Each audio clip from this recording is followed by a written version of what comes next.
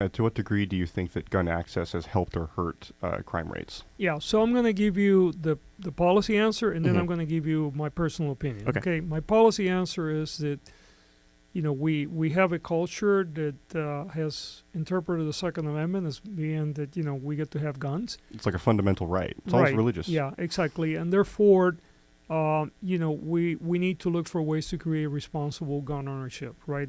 We should entail, thoughtful background checks, teaching people how to use them, providing a system Agreed. of making that safer. Okay, that's the policy answer that I will give you because that's based on what our system calls for today. As a personal opinion, I think that generally when you bring a gun to a fight, you end up using it. And when people are angry and they're having episodes of anger or whatever, if I have a stick, I may use a stick. If I have a fist, I may use a fist. If I have a gun, I'm going to use the gun. So I think that guns actually create less security and more insecurity.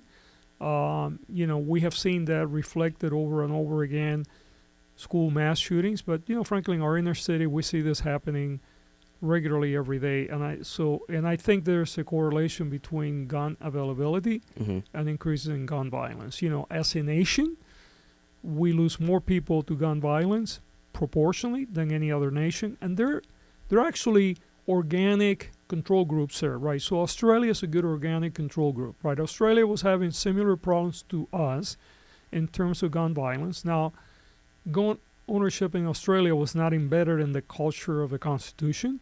So you had a prime minister that basically decided with the legislation support, we're going to make really hard for people to own guns, especially assault rifles and stuff. They did. And what they have done is the crimes driven by use of guns and the violence has been reduced substantially. On the other hand, we continue to provide more and more guns, and we continue to see the exponential growth of gun-related violence. If you're a young kid today, you're more likely to die of gun violence than you are to die of anything else, right? Now, and again, I don't want to offend people that think that this inalienable right to go on ownership, because I understand it's there. I'm not fighting that, and that's why I gave you my policy answer first. I'm not the guy who's going to try to overturn the Constitution. But you have to think about it. Is it a healthy society where if you're a young child, you're more likely to die of gun violence than you are of, a traffic accident or something else?